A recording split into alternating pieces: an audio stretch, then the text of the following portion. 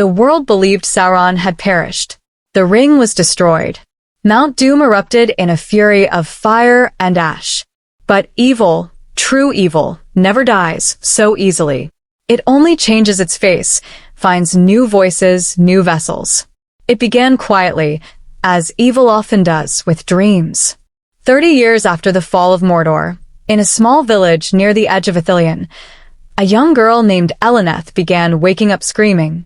Night after night, her mother would find her clawing at her own face, blood streaking her cheeks as she sobbed about a shadow man with burning eyes who whispered in a voice, older than the world. The healer said it was just trauma. A sensitive child. Perhaps a bad diet, too many berries, too many tales told by wandering bards. But Eleneth's drawings said otherwise. She sketched circles with jagged flames, towers wreathed in smoke, a crown with 9 hollow faces. And always, she drew a single lidless eye, sometimes in blood, sometimes in charcoal. Once, carved into the wall with her fingernails. And then came the voices in the village. Whispers in the wind. Doors found open. Cattle slaughtered, but not eaten. Strange, low chanting heard near the old ruins where once the armies of the Dark Lord had marched. By the time Eleneth turned 14, 5 children had disappeared from the village. No tracks. No screams. Just the mark, the burned circle, like a brand scorched into trees, into doors, into the hearts of grieving parents. The rangers were summoned, and among them rode a man named Calaner, a veteran of the War of the Ring. He had once stood beside Aragorn on the field of Pelennor. He had seen the eye fall, or thought he had. Now, in this quiet village, he saw it again. Not on a battlefield, but in the eyes of a girl. Eleneth spoke to him in voices not her own. Sometimes in the black speech. Sometimes in languages so old, not even the elves remembered them. Her eyes rolled back, and she would whisper truths about Calaner's past no one should have known. Sins he'd buried. Blood he'd spilled long before Mordor fell. And then she said something that chilled his bones. The ring was only a vessel. The will behind it sleeps, but not forever. He watches through ash and bone. And he remembers you, Calaner. That night, Eleneth vanished. Vanished, not escaped. Her mother found her bed blackened. The wooden frame turned to stone. Her sheets etched with markings no scholar could decipher. On the pillow, a single gold thread, too fine for mortal hands. A strand of the ring? Or something worse? Calaner knew he had to seek out someone who would believe, someone who had walked the paths of death and shadow. He made for Rivendell, hoping one of the remaining elf lords might still listen. But Rivendell was not what it once was. The halls were hollow, the waterfalls silent. Those who remained seemed dulled, like echoes of themselves. One old elf woman whispered that evil had crept back into the land, not as an army, but as a wound. Invisible, festering, feeding. Calaner was about to leave when a child appeared in the courtyard. Pale, hair like ash, eyes the color of molten gold. He handed Calaner a single black stone and said, "The eye does not sleep. It dreams, and every dream becomes flesh." Then he smiled, a mouth full of jagged, needle-sharp teeth, and crumbled to dust. Calaner collapsed. He woke in a cave beneath the mountains, tied in black rope that seemed to slither. And before him, rising from a pool of cold fire, was a figure in a broken crown. No face, no flesh, only a voice that scraped like rusted knives across his soul. "Welcome back, Captain of Gondor. You thought you killed me, but I was never a man. I was a curse, and curses do not die. They spread." The cave shook. The air filled with screaming. The cave where Calaner was taken should not have existed. It wasn't marked on any map, nor remembered in any tale. The walls pulsed like the inside of a living beast, black stone riddled with veins of glowing red. And that voice, the one that had haunted the nightmares of all Middle-earth, now whispered directly into Calaner's bones. "Do you remember the mouth of Sauron? He spoke with my voice. He wore my will. His mouth was mine. But that was only one vessel. The figure before Kaliner had no form, just a robe floating in the smoke, bound together by nothing. But the presence was undeniable. It pressed down on Kaliner like a second gravity. He tried to speak, but his mouth filled with ash. Then came the others. They crawled from the walls. Creatures like children but eyeless, skinless, mouths open in a permanent scream. They circled the black pool, keening in low harmony. One of them approached Kaliner, and he saw, faintly, a face he recognized. It was Eleneth. Her eyes were gone, but her mouth moved. He speaks through us now. We are the new mouth, the new nine, not kings, not men, children, innocent, pure, until he fed on us. The figure's robe drifted forward, tendrils of smoke curling around Kaliner's head. The ring was never my prison. It was my megaphone, and when it burned, I did not vanish. I dispersed. Kaliner blacked out. 2 weeks later, Gondor. In Minas Tirith, Queen Arwen wept. She had not wept in decades, not even at Aragorn's death. But now, she felt it, a tear in the world, as if something ancient had begun gnawing at the roots of the land. The white tree had shed its leaves out of season. Birds dropped dead in flight, and children were drawing the eye again. Everywhere. In soot on the floor. In condensation on the walls. In blood under fingernails. And one boy, barely 4, looked up at his mother and whispered, "He's inside me now." Riders were sent. Scholars summoned. And from the ruins of Barad-dûr came a single, crumbling message written in blood across a stone tablet. The mouth never closed. Meanwhile, deep in the eastern mountains, Kaliner awoke again. This time, he was not in a cave. He was in a house, a normal farmhouse, tucked away in the hills. Birds sang. Fire crackled. But something was wrong. The fire moved backward. The birds chirped the same tune on a loop. The sun never shifted. And the woman tending to him, tall, fair, with eyes like polished obsidian, never blinked. "You're in the Vale," she said. "The world between breath and death, where he hides for now." Kaliner demanded to know who she was. "I was once a Maya like him. I served Yavanna. But when he fell, I was tasked with watching the cracks he left behind." She explained that when the ring was destroyed, it broke the vessel, not the essence. Sauron, once formless and vast, had now become many. Seeds of malice, embedded in dreamers, in children, in whispers. The world thinks it is healing, but the rot begins beneath the skin. Kaliner begged to be sent back. "You can return, but not whole. You must leave something behind." He did not hesitate, and in a flash of fire and shadow, he was standing once again in Gondor, but blind in one eye, with a black mark over his heart. He stumbled into the queen's chamber and collapsed at her feet.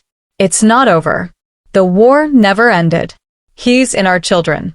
He's in our dead. He's coming back." The healers tried everything to save Kaliner's body. But his soul? That was another matter. Something unnatural had returned with him. His blood turned dark, his breath smelled of burned stone, and his heartbeat echoed like a drum heard from deep underground. He screamed in his sleep. Not words, commands. "Build the tower again. Let the eye rise. Let the mouth speak." In the house of healing, children began to convulse whenever they passed his door. One girl's eyes rolled back and she whispered, "He is inside him, just like he is inside me." Meanwhile, in Harad, a young woman named Zahira had been tending to the sick in her desert village. Plagues had returned. Skin diseases no healer could name. People raving about voices coming from their wells. Old stone idols, long buried, were unearthed by winds that had never blown in that direction before. One night, a sandstorm screamed through the village, not with wind, but laughter.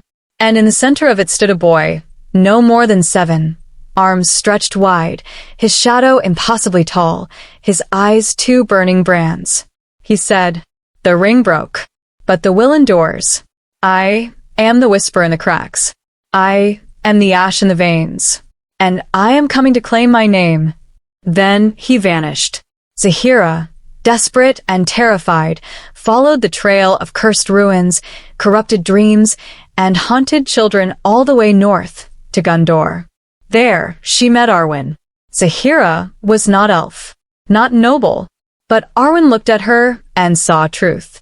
The same black line ran down Zahira's spine. The same fire had touched her sleep. They were marked survivors of the Eye's return. And then Arwen confessed what she had hidden for years. When Aragorn died, I heard his last breath speak the black speech. She had never told anyone, not even the healers, not even Legolas or the few remaining elf lords. But now, she feared a horrible truth. The Eye had passed into the bloodlines of men. It had become them. The next Dark Lord won't rise from Mordor, Arwen said. He'll be born in a cradle, raised with lullabies, crowned not with iron, but innocence. Deep in the ruins of Barad-dûr, Calanar returned, guided by Zahira and a growing band of the Touched, those marked by the Whispers. Among them were children, blind prophets, old warriors, even an orc who had turned from his kin after hearing the Eye in his dreams. They entered the ruins not as conquerors, but as mourners. The stone itself breathed. Black vines wrapped around their boots. And at the center, beneath what had once been the throne of Sauron, was a pit, circular, perfect, glowing red. Zahira fell to her knees. She heard everything. Every war, every whisper, every prayer made to darkness. He was never a man, she said.